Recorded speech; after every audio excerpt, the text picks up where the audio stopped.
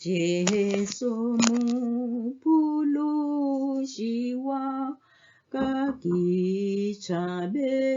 la papano ibawe nasibosa kakilimu laisheko. Asikhulekeni Baba wethu ongcwele, Baba onamandla onke, yisele Nkosi yethu Jesu. Nakulesi sikhathi uNkulunkulu wethu omuhle, siletha kuwe izibongo, siletha kuwe udumo, siletha kuwe ukuphakamisa ukuthi wena ofana nawe akekho. Baba wethu ongcwele, usigcinile ebubini bethu obungaka, wasifihla Jehova uNkulunkulu omuhle emseni wakho engcwele. Siyabonga Baba kulesi sikhathi nangalomzuzu, ngegama nangegazi lomfowethu Jesu Kristu, amen. Bazalwane, izwi esizolithola namhlanje silithola encwadini ekaLuka 9 ivesi ngelika 57. Sona isihloko sikhuluma ngokumlandela uJesu. 57. Kwathi behamba endleleni umuntu othile wathi kuye, "Ngiza kukulandela noma uya ngaphi." uJesu wayesethi kuye, "Izimpungushe zinemigodi nezinyoni zezulu zinezidleke, kepha indodana yomuntu kayinandawo lapho ingacamelisa khona ikhanda." Wayesethi komunye, "Ngilandele."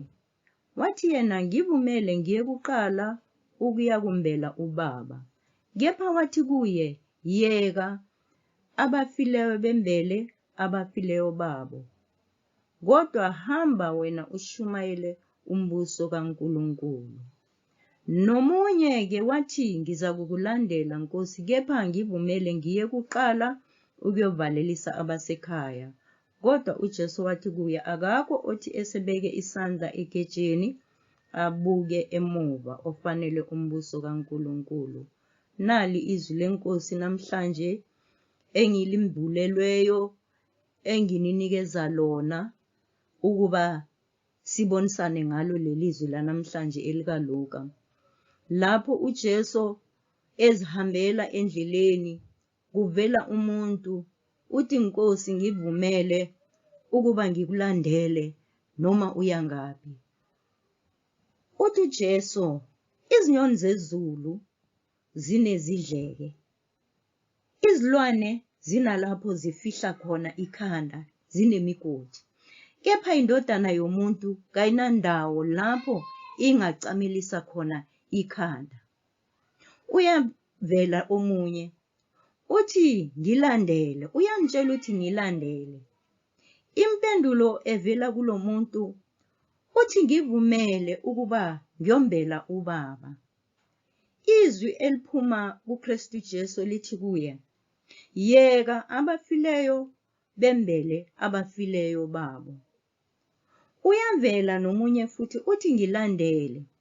Uthi, "Nkosi, ake ngibuyele emuva ngiyovalelisa kwabasekhaya, ngande ukuba ngikulandele." Uthi akekho othi esephethe igeja engene ensimini bese ubheka emuva ubuyele emva ofanelwe umbuso kaNkulunkulu. Izwi lanamhlanje lingithinta kakhulu ngoba izwi lanamhlanje lihambisana nalesimo esibhekene naso se-COVID-19 se-lockdown.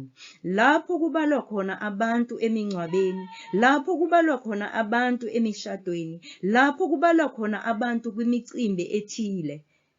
Leli zwi lanamhlanje uma ngibheka isimo esibhekene naso, sihambisana nale nkulumo nalesi simo se-lockdown. Asingamumuri, singabalabali enhliziyweni ngoba yebo siyalwa ukuthi kanjani, kepha incwadi namhlanje isibeka endaweni ukuthi noma ngabe isihlobo sakho esingakanani, bayeke labo bangcwabane bodwa, bambelane bodwa. Bangaki abahlobo bethu, zingaki ihlobo esingazange sizingcwabe. abathandwa bethu esingazange sibangcwabe, abantu bebasipha izwi njengabobhishophu njengabobani esingazange sikhona ukufinyelela ukuthi nathi sithi hamba kahle, umoya wakho awulale ngokuphumula, sihlulekile. Amen bangcwele. Leli zwi kusho ukuthi akumelanga siphikisane noKristu Jesu, asingaphikisani nomthetho obekiwe ababusi balomhlaba, ngoba ababusi balomhlaba bahambisana nezwi elikhona eBhayibhelini. Ngalokho bangcwele, ngithe mangivula leli zwi umoya wami wehla ukuthi konke okukhulunywa nguKristu Jesu asikumamele, konke okukhulunywa ngabaphathi bomhlaba asibamamele, ukuze izinto zethu zibuyele esimeni, ngoba ithi incwadi kaJeremiya, hambani nime endleleni nibuze imikhondo yasendulo ukuthi iphi indlela enhle bese nihamba ngayo, imimoya yenu yokwenzani iyophumula. Uma ngibheka namhlanje imimoya yethu iphumulile bangcwele, esiphithiphithi besisiphila kulomhlaba imimoya yethu iphumulile. Ingakho ngithi mina angibilayeli ngalutho enhlizweni yami, ngisahleli endlini ngimamele injumayelo eziphuma kubobhishop bomabhishophe, eziphuma kubomamfundisi, eziphuma kubomama besililo, eziphuma kubantu abasha, ziyangakha. Angidingi lutho, angomanga mina emphefumulweni wami, ngisuthi. Ngalokho ngithi loyo ofisa ukuthi omile ngimphuzisa lamazwi asahlele endlini yakhe, ngiyathemba ukuthi unencwadi yesisuthu naleyo ncwadi incwadi nje ojwayele ukuyifunda izokutshela ilizwi ozolifunda ulizwisise kahle ngale ndlela mina mhlawumbe engingalibeki ngayo. Ngicela abazalwane benkosi kulesi sikhathi samanje lapho sibekelwe khona ukuthi asisayongcwaba ihlobo zethu, asikwamukele lokho ngoba akuphume emakhosini, kukhona naseBhayibhelini. Abasishile sizothi abahambe baphumule, imimoya yabo iphumule. Thina noma singaphumelelanga, uthi uNkulunkulu asibheke phambili, singathi ngokushiwa ihlobo bese sigive up sithina sisamlandela uNkulunkulu, ngoba sihlulekile ukungcwaba abathandwa bethu, sihlulekile ukungcwaba labo bebebaseduze kwethu. Asinikele kuJehova konke asitshela kona, sikwamukele bese sibheka phambili, siyamlandela. Nawa amazwi engininikeza wona kulesikhathi sanamhlanje, ngithi thatha nawe ushere lomunye obonayo njalo ukuze sihlale sibheke phambili. Nanka amazwi ngiyabonga kulesikhathi nangalomzuzu asikhuleke. Baba wethu ongcwele, baba omuhle, izwi lakho linamandla, izwi lakho likuphila, izwi lakho liyisibani ezinyaweni. Hlala usifundisa intando yakho nokuhamba endleleni zakho nemikhondweni yakho.